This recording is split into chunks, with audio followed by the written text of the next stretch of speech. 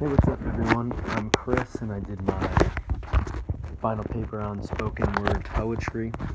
I picked this topic because when I was given the choices on the outline, this one interested me most, and I'm not the biggest fan of books, and poetry interests me a little more due to, one, it's a little shorter, and the reason that spoken word poetry interests me a lot more is because I'm definitely more of like a visual learner, or like a listener, more so than a reader. And in spoken word poetry, obviously, you're watching a video of them speaking, you're watching their delivery, their emotion, listening to the words, and instead of just reading them on a page, you're actually listening to them speak them, which I think is, in my opinion, at least for me, a much greater effect on me. So what I originally started doing with my research was I went on YouTube on Button Poetry, and I was just watching a bunch of YouTube videos of spoken word poetry, probably 30 to 40. I was watching different people, different poems, looking at all the different styles that people had, their delivery, what their poems were about. Obviously, some interested me more than others, and those were the ones that I picked. And some very well just I was not interested in, and I couldn't even watch more than a minute. So it varies with everything, but in general, I do enjoy spoken word poetry more than I would reading a book. The first guy that I chose to write about was Neil Hilborn, whose most popular video was OCD, which is on Button Poetry. It's the most viewed video with almost 12 million views. The reason that it speaks to me, not really speaks to me, but the reason that I enjoyed the video so much was because of all the emotion that he puts into it. In all the videos that I've watched, and any other video that I've watched, even if it was not poetry, I've never seen someone speak with such emotion and power than he did. It was a guy that obviously deals with OCD, is talking about himself, who falls in love with some girl that for once the girl's actually amazed by his disorder and is interested in it and finds an interest in him. And they're dating and everything's going well, and he brings up how every night he has to turn on and off the lights, and on and off and on and off and on and off, as he says. How he has to keep getting up to check if the door's closed or locked. How he has to kiss her 16 times every night and 24 if it's on Wednesday. And then as the poem goes on, she ends up kind of separating from him. Doesn't really have the appeal in him as she had before, so she leaves him. And at the very end of the poem, which is one of the most powerful lines I think I've ever heard or read, he said, every night that he leaves the door unlocked and leaves the lights on in his room, which just shows the effect that love can have on someone if he's willing to do that against his obsessive compulsive disorder, which I personally don't have, but I'm sure that doing that for him was definitely very tough. The second poem and guy that I wrote on was George Yamazawa, and I wrote on Elementary, which George Yamazawa is another popular poet. He's won the 2014 National Slam Poetry Competition. Elementary is his most popular video. It's talking about how you shouldn't be judging someone based on their outside, and everyone's dealing with the same battle called life. One of the lines that he said was, "Why would you ever call someone gay before you call them beautiful?" Which it really makes you start to think, because there's so much hate in this world, and bullying is a huge issue and topic nowadays.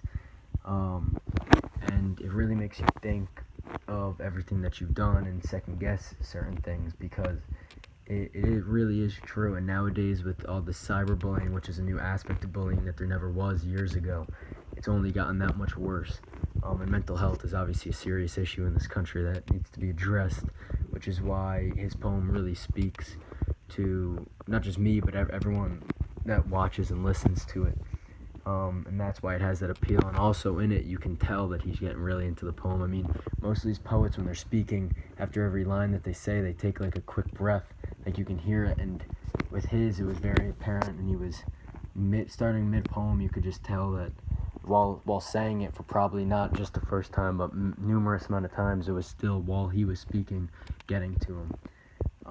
Then the last poem that I wrote on was Say No by two girls who were in the National Slam Poetry Competition also in 2014. And it's basically talking about the struggles of a girl. And the first example that they used was if they're in a stadium and a guy proposes to them and it's on a jumbotron, how they're kind of forced to say yes.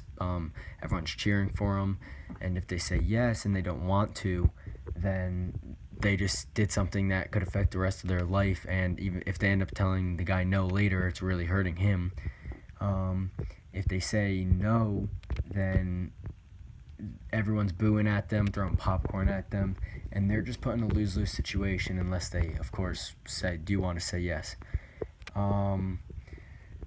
Then that's why I picked that one, because it's about like a real-life situation, a current event, and things that people actually struggle with. Another thing that I wrote on was how poetry, especially spoken word poetry, is definitely my favorite type of literature, as I stated before. I'm a big technology guy, and I'm always on my computer or phone, and I always have access to YouTube.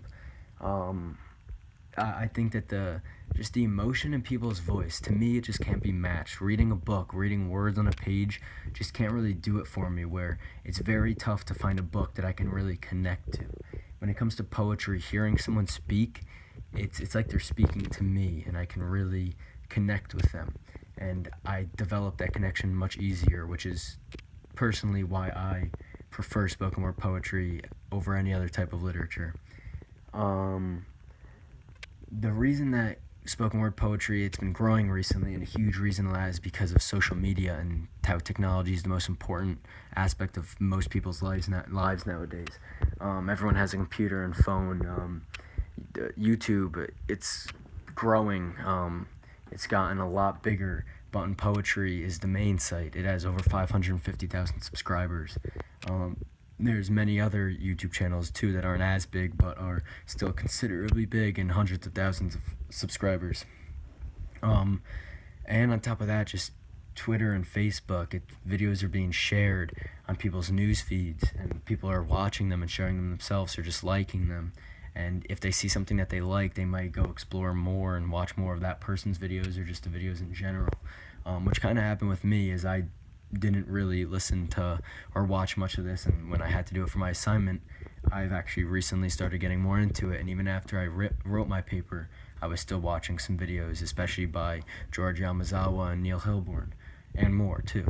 So yeah, that is basically why I chose spoken word poetry, and how I came to doing my research, and how I decided on what to write on.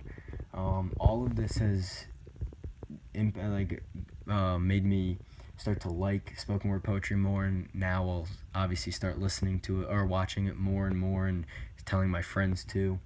And yeah, that is why I did that. Thank you for listening.